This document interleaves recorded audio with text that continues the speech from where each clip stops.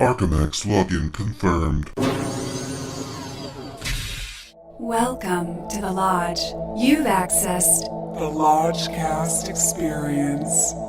Warning, warning. Dangerous spoilers ahead. Enjoy.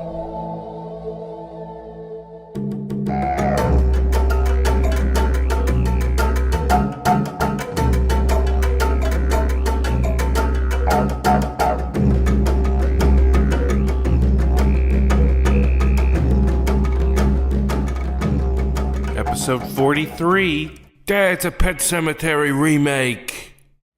Hello and welcome to a spooky edition of the Lodgecast. Ooh. I'm your Lodgemaster. With me as always is Brother Bishki. Meow. And in the back, Brother Lucas. Sometimes late show is better. We are going to the late show of Pet Sematary 2019. 2019. It's a remake. I feel like we got a lot to say about our history with the original. What's going on, guys? I know I got my feelings. Oh man, the original strikes a deep chord in all of us, I think. What happened when you saw it for the first time? What was the deal? It was you know what's interesting? I hope we got a minute to pause this because let me just tell you something. Yeah. When I was a young boy, take us back. There was a turning point in my life. And the turning point was when I went from a kid that rented movies to a kid that bought and purchased movies. That's a pretty big step. And my way into it was only buying horror movies only. Horror titles, horror genre only. Wow. And one of the first titles I got in that first wave was Pet Sematary and Pet Sematary 2 on VHS. Okay. And the reason was because the Pet Sematary was so just unsettling for a young boy my age. I was probably like 9, 10 years old, somewhere in there. So not long after the original came out. And what really got me was just like everything about it. like everything. Like especially Zelda, the spinal meningitis, sister in the back room. I didn't know if I was laughing or crying, and the whole story, the way it was just told, was just it was out of control for a young person. So unsettling and very real. Like, I mean, I know it's probably a little dated today or a little melodramatic, but at the time, you're right. Strong. Like pre-internet, like that was the only maybe artifact you'd ever seen of like a broken marriage where a wife is confessing to her husband like how fucked up her childhood was while they're in the midst of some fucked up family situation themselves. I feel like the 3 tent poles of terror, three and a half, are the cat, the boy, Zelda, and the Achilles heel slit. The Achilles heel, man. All those things together. The Achilles heel, it makes you physically just react. It gets you out of your seat. It slaughters the sacred cows of... Well, pets are killed all the time in movies, but you don't kill the kid. That never happens in movies. And that just broke that wide open. So you're like, oh shit, anything goes in this movie. And something about that Achilles heel slit, it still is effective. And it's not just that, but I've never read the source material, even though I'm a huge Stephen King fan. I've got the book. I need to read it. I've just been not getting around to it. But from what I've heard and read about the book, it's like Stephen King's most personal story because, he was drinking heavily at the time when he wrote it, and he thought, like, my God, like, what if I was fucked up and I let one of my kids get away from me and got killed? Like, how would that affect me? What would I do? So I've heard reading the book, if you're a parent, it like really fucks you up because it really kind of gets under the skin and taps into the emotional trauma and PTSD of the 5 stages of grief, and like what would happen if you had some weird fucked up backyard that's like, magical gravesite or potion that could bring them back. Like, would you do it? Yes or no? It's like a pretty scary question that I think a lot of people would be afraid to answer. All right, Lucas has gone on at length. Brother Bishki, what's your history with this film? Well, I have a brief, what do we call them, cinefession? Yeah, sure. Okay, so the first time I saw this film was at Lodgemaster 3. No. Yes. No. Listen to me, guys. I grew up in a Christian household, okay? Okay, all right. A lot of these R-rated films that I really wish I would have seen, like Child's Play. You needed to see this. I mean, like Child's Play, Yeah. Pet Sematary, these films that I really, really needed to see when I was like in middle school or high school. I couldn't get to the theater. I couldn't get it into the house. I wish I would have known you. You were 2 towns over. No, I could have helped sneak you into all these things. I know. I mean, sometimes I could get one in at a friend's house or something. But I could have been your horror dealer. A lot of the horror I had to delay till college, so I did not see this, and then I, for some reason, kept delaying. But I loved it. It was my favorite movie of Lodgemaster 3. Okay. And I don't know how you can improve upon it. It's kind of like Carrie. It's like... It just is. Just carbon copy it, and it's probably going to be a pretty good movie because it's one of Stephen King's best stories. So I think... I mean, I'm not excited for this. I don't have a lot of skin in the game. We saw this trailer a lot last year, like a lot, a heavy rotation, and to the point where Bishki and I were mouth syncing, like we were like lip syncing to the words because we'd heard it so many times. John Lithgow going, "There was a myth," and then and then they released a second trailer that gave the whole movie away, whole kit and caboodle. And I know some people who hadn't seen the original, and they're like, "Well, now I know what happens in this one." It's just sad sometimes how they shit the bed. How they shit the bed with trailers. But yeah, like I'm open-minded. I recently rewatched the original with the Lodgemasters. I don't think it's an untouchable classic, but I also don't think that it needs to be remade. Like, it's a great, solid, 80s horror movie. Like, it just is. Like, sometimes dead is better. Like, sometimes when you make a movie, you don't need to remake it. But I'm old man yelling at cloud at this point, because that's the road that we're on. So all we can do is hope for the best. I think that they're going to make some key changes. I've heard rumors about a few things that I won't bring up now, but I think we need to talk about how they update it and how they change it. I'm very interested in that, to see how they make it a 2019 motion picture. Yeah, make it horror of today. Horror of today, and I love me some Lithgow. I mean, he's great. He's a national treasure. Yeah. I really can't think of... It's a solid Fred Gwynne successor. I can't think of a better casting choice. No, like, spot on. If they have to do it... He's the glue. Hopefully he'll redeem it. Let's put on our animal masks and... Go to Bangor, Maine, man. Let's go to Castle Rock. Grab our drums and march back into the recesses of the Pet Sematary. Whew. Rock and roll. Love and light. See you on the other side.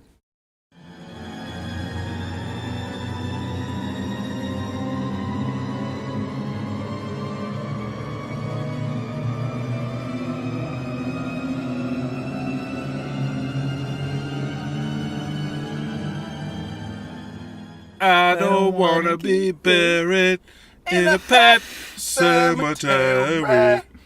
We living our lives back from the dead again. We got buried, we got reanimated, and we're here to tell you about it.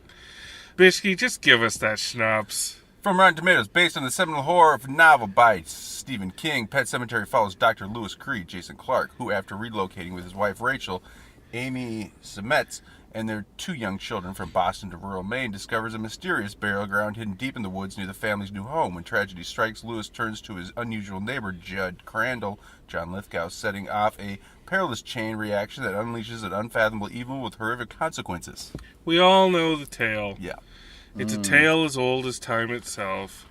And the question remains, what did they bring to the table on this? What do they dig up? Yeah.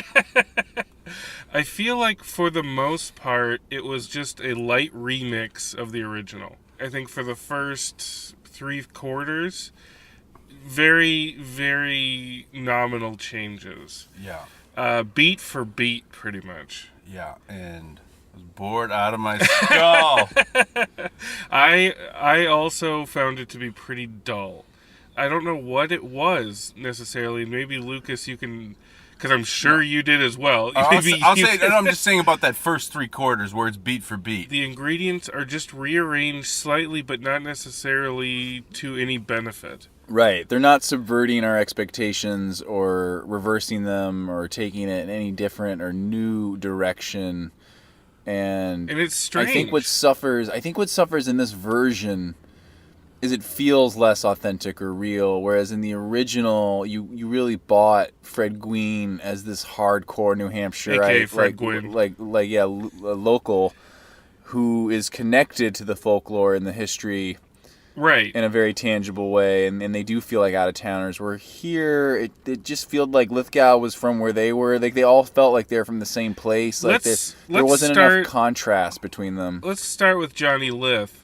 Like we said, he seems like the right choice. But what he's missing is the eccentricity? The eccentricity and also kind of the goofy grandfatherly vibe. Right. Mm-hmm. Whereas with this one, he first encounters the daughter Ellie in the Pet Sematary. She gets stung by a bee, and he takes the stinger out and is like touching her, and you don't feel a grandfatherly vibe from him. You feel like a dirty old drifter vibe from him. That right away is a problem, because Fred Gwynne just embodied that grandfather. Just warm, just jolly genial, old grandfather. He means well. He really means well. He's full of stories, and he probably has a Werther's original for you that he's going to pretend that he finds behind your ear. Lithgow, he seems like a rascally old dog a little bit. Like, I wasn't too. I was pretty much fine with him. But he also wasn't digging into it. And to be fair, they didn't give him much to dig into as well. Yeah. It was just very expository. Not a lot there. I was watching it. I was thinking, gosh, there's such a simple fix to this. Oh, are you going to do a live rewrite? We're going to do a live rewrite. Live rewrite alert. Do it live! I'll write it and we'll do it live! At first, I was thinking, like, gosh, I wish it was like Stand By Me, but they instead of going to see a dead body, like their friend accidentally dies and they have to like bring him back from the dead before his parents find out. And then that made me realize, oh, this would work if John Lithgow was left in charge, like babysitting the girl, and she gets killed, and he like buries her in the Pet Sematary because he's like, I had to try to bring her back for you. I couldn't bear to tell you what I'd done. I don't know. I just feel like, I guess the problem is like... Well, I mean, the book is the book, and the original movie was effective in a lot of what it did. And this arbitrarily remixed some things. A couple other examples. The character of Victor Pascow, the guy who gets hit by the car and is kind of the ghostly spirit guide, which I always thought was the cheesiest part of the original. I mean, as a kid, I kind of thought it was interesting, but it's not scary. It's kind of goofy. And they change his race, but that's about it. Everything else remains exactly the same with him. Like, I mean, were you guys terrified by that? No. And he shows up so many times. It definitely felt like there was a lot of inappropriate laughter. I felt... the audience, there was a full house, but like I felt the audience wasn't with it in the right way.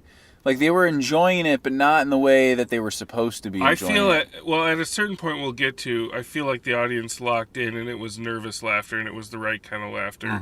Because I was going right along with them. Yeah. It also feels like they botched the Zelda stuff pretty hard, comparatively to the original. And I think it's because... And I want to know what you guys think about this, but I think it's because they break up her flashbacks so much. Some of that also has to do with this dumbwaiter horror that they keep returning to. And I don't know if that's from the book or if that's a wholly invented construct from this movie. I mean, they're playing it for jump scares a lot of times. Yeah, it's nothing but. With Zelda, you don't need jump scares. It's creepy. It's more, mood and atmosphere and mise en they scène. almost get to it a couple times, but then they keep going back to this dumbwaiter stuff, which just, I don't know, it didn't do anything for me. And Zelda made such a mark on me as a kid that I took heavy exception to on this go round. So I guess the big twist where they really depart and had their giggles while they were writing it, thinking about all the minds they were going to blow, was switching the child that dies from Gage to Ellie. What do you guys think about that? I think it's the only Well, it's the only big change they made, and the only thing where I like perked up. I kind of predicted it, but by making the child like a conscious, like more of a character, Right. I think that part of the movie is where I was like, this is something that I'm not predicting every step of the way. Well, when she comes back, like just like when the cat comes back, there's an effective thing, at least I thought it was effective, that they do with the eyes. Like one eye goes bigger and one eye kind of droops lower. Mm-hmm. And that on the little girl when she comes back was so effective to me. And that's when the audience really started laughing because she looked so fucked up. Yeah. When he's giving her that bath, the part where he's giving her the bath and then they go to bed and she asks her dad to stay with her and she is just Creepsville. Yeah. Like that for me bumped it up almost a full bone. Because I was like, okay, now they're hitting some sweet spots. Yeah. I think after that they kind of blow it, but in those two scenes I was heavily with it. Yeah, much like Keanu Reeves' replicas. This was very much like replicas. When the wife wakes up, or he wakes up the next morning and the daughter's gone, like you're into it. That you're same into it. scene is here. And you're like, what is this daughter going to be like? And she's just slam dancing ballerina, like breaking everything in the room. Like I thought that was effective. Lucas, you're a little quiet about this daughter switcheroo. What's going on? No, I think it was a worthy adaptation or addition, and dramatically it works great because it's like, they bring the cat back and then the cat's what gets her killed, and it's kind of got this Final Destination like domino effect, and I think it kind of works. But like you said, it only works for me in terms of the setup, but then once she does kind of like what you just mentioned, like the replica scene are great. But once she kind of turns into the Chucky doll... Then she starts having one-liners and shit. It's kind of like, oh, this is not scary or, like, fun. It just isn't. It's just, like... It was fun for a minute when you're like, oh, shit, what has the dad gotten himself into?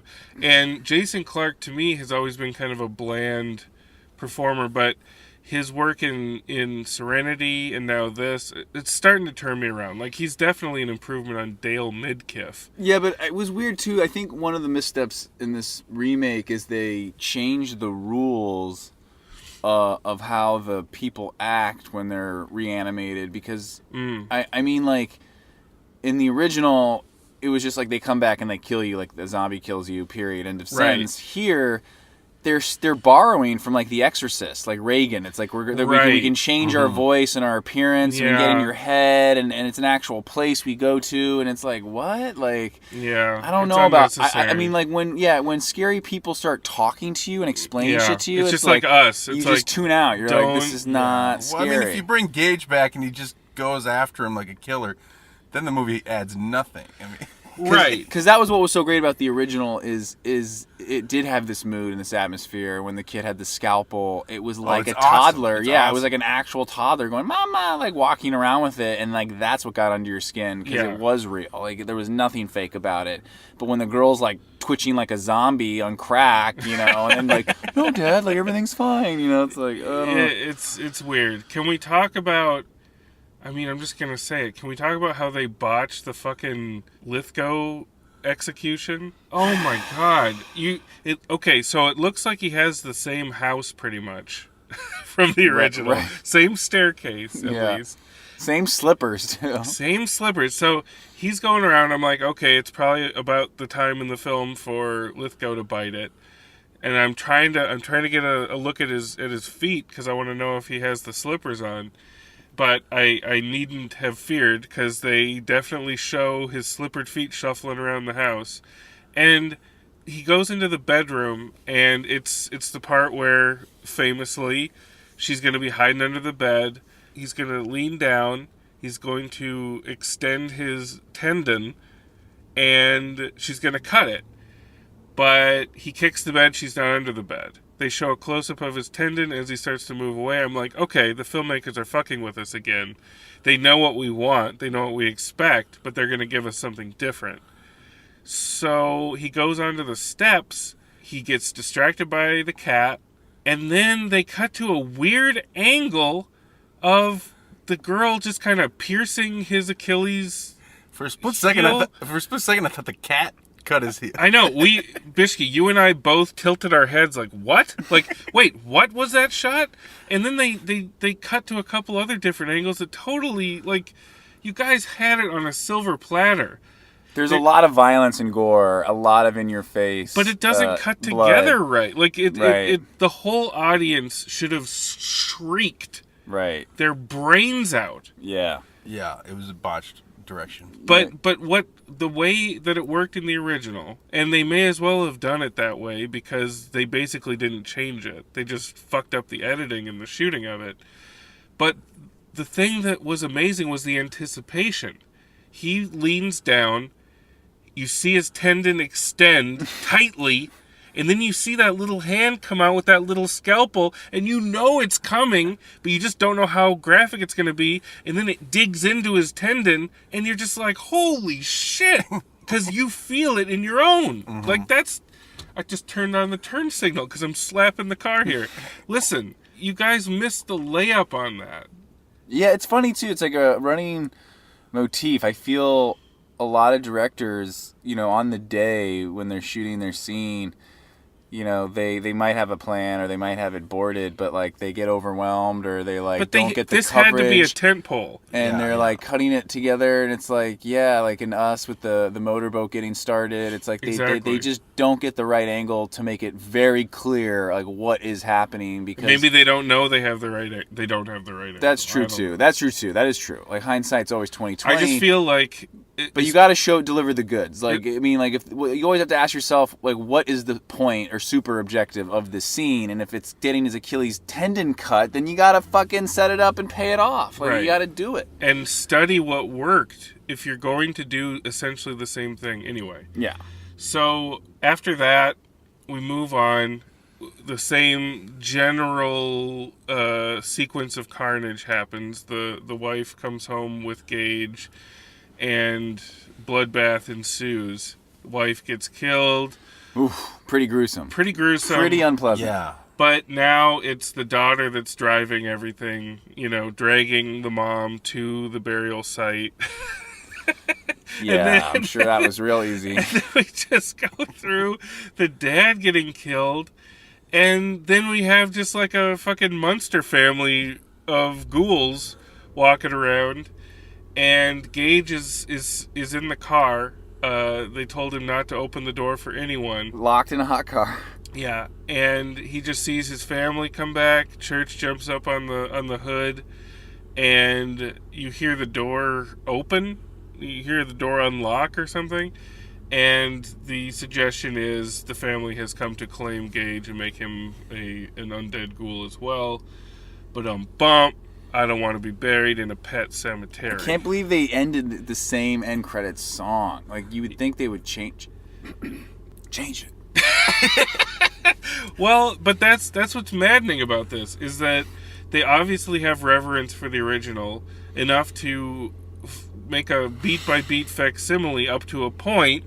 Then they show a glimmer of their own ideas, but still a mini remix of everything that's come before, and then they have the same song but a cover of it. So, can you guys remind me how the first one ends? Like, it ends with the same family dynamic, except I felt it was done much more effectively. Well, he kills Gage. He kills Gage, and then the family gets away. No, he kills Gage. Gage has killed the mom by this point.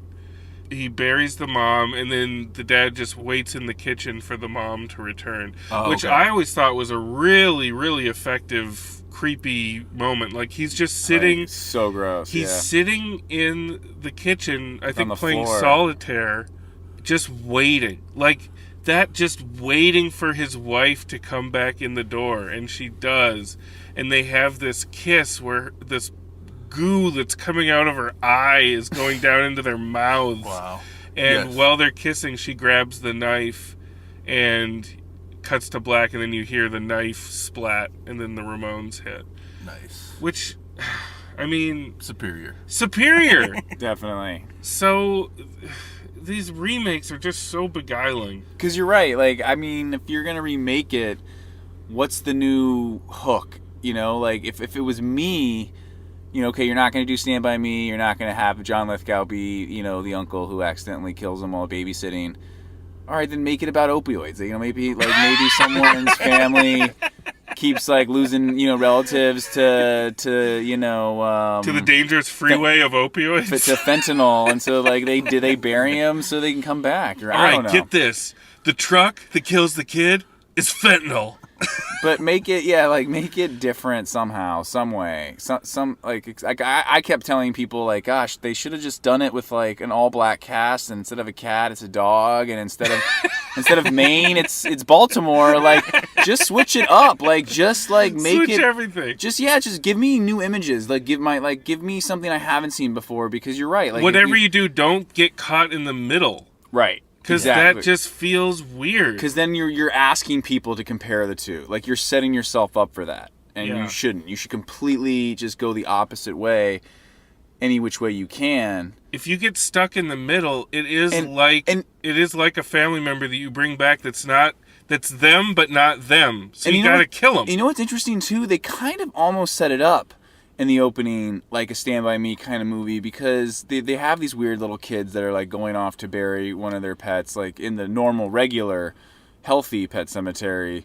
But for me, it's the only way you could convince anyone to actually bury something in this supposed Indian burial ground is if they were a kid. You know what I mean? Only a kid would take that chance or fuck with that. I think any grown adult would never even mess around with that shit.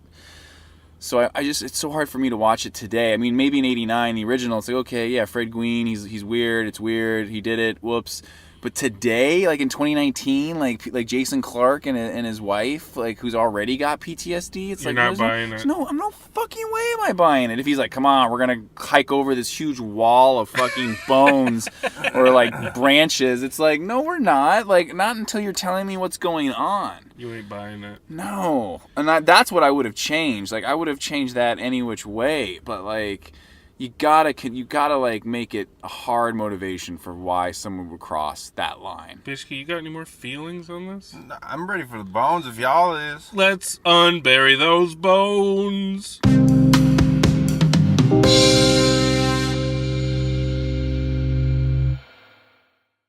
Brother Bishke, full court press, what's going on?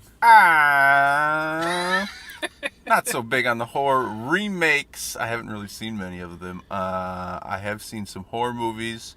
I saw a movie called Pet Sematary that I will give 3.5 bones, but that was the old one. Uh-oh. This new one is inferior. The first 3/4, I was bored out of my skull, as I mentioned. The last quarter, I thought it got some legs. I thought that it was making some twists, and then my memory didn't work so great, so I didn't remember everything that happened in the first one. I was I didn't know exactly where it was going. It goes some dark places, some pretty gross violence, but that's fine. So this one I'll give 2 bones. 2 bones, Brother Lucas. Yeah, I definitely was struggling in that backstretch, and it was, for me, just way more violent than it needed to be. Interesting. Maybe that was their pitch. Hey, well, we're gonna do the original, but we're gonna really show you the trauma and blood of the bus accident guy in the beginning. That I mean, scene, it was. I had to close my eyes because I was eating. I was putting popcorn and soda in my mouth, and this guy's face is his blood's coming through his face. To be fair, in the original, his brains were hanging out.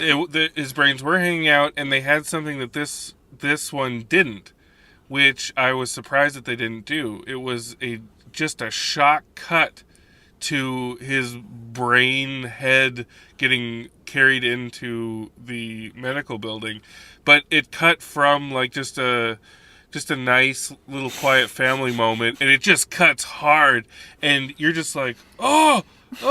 And I remember my dad watching that for the first time, because he said, we can watch this, and then that shot happened, and he was like, "That's it, we're turning this off." That was the line in the sand, and they didn't do that in this one. No. So. And you know what else? I feel a lot of these movies I've been seeing lately, the directors, one of the big things they're kind of whiffing on are their casts.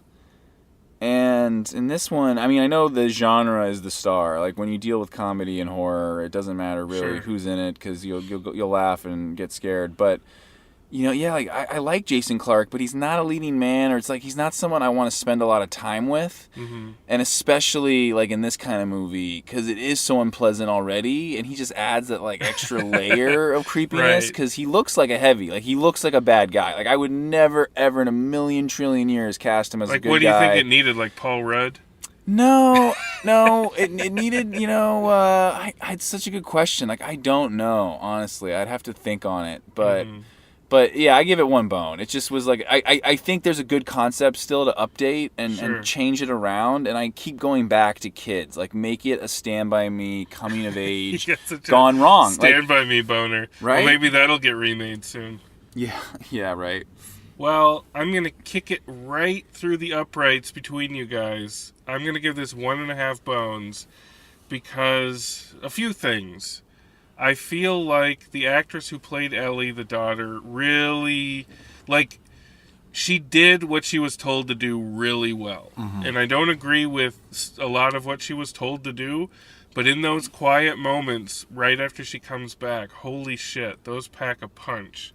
But I don't want to, I don't want to encourage these remakes, these needless remakes, if you're not bringing anything extra special to the table. And this definitely doesn't. It's like Indiana Jones and the Last Crusade when he's stepping on the Jehovah tiles, and this one just keeps spelling it wrong. Like, they're stepping right next to the right way to do it, and the remix is off. Yeah. So why do it? My philosophy, if it's a 3.5 or a 4-bone horror movie, don't remake it. Leave it be. Leave it be. Leave it buried. And if you're going to go see it, don't boycott it. Don't see that shit.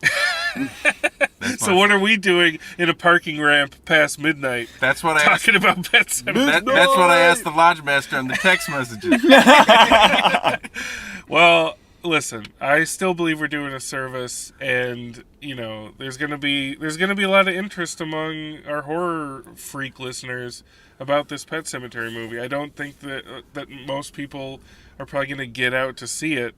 So we're taking the hit. We're telling you. We did take the hit. We're telling you keep the 80s one. It's fine. It works. It works. So it holds up. Fred Gwynne. All right, folks. Well, love and light. Love and light. Bones out.